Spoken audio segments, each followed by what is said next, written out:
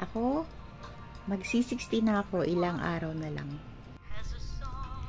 By profession, I'm an accountant, licensed accountant. Kaya lang hindi ko masyadong nagamit.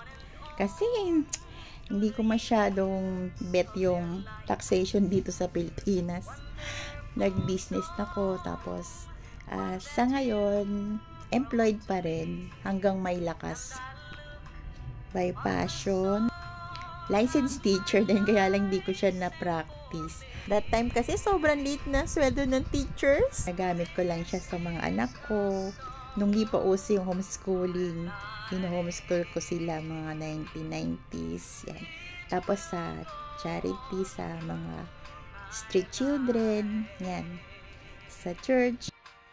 Minsan sa mga kapitbahay, sa mga bata sa tabi namin, ayan. Iniipon ko yung mga bata, ayan. School kami. Sa charity, sa street children, sa church, sa children with special needs.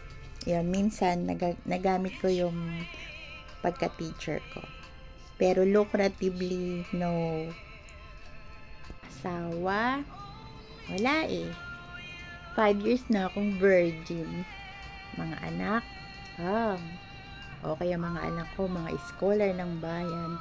May managers, may supervisor, may team leader, may mga nag-asawa na rin, maaayos naman ang buhay nila. Ako, wala pa akong apo.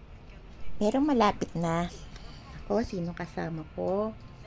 Wala. Sarili ko lang, tsaka si God. Pag malalaki na kasing mga anak, bihira lang madalaw. Ang message ko sa kanila, okay naman ako to, pa TikTok, pa YouTube. Kailangan maging masaya ako at kaibigan ko ang sarili ko. Last message, mga anak, kumusta kayo? Sana pagbutihin nyo ang pagpapamilya. At saka, kung kailangan nyo ko, andito lang ako. Kaya lang, sana, pag kinailangan nyo ko, andito pa ako at kaya ko pa. Yun lang po. Thank you. Galingan nyo.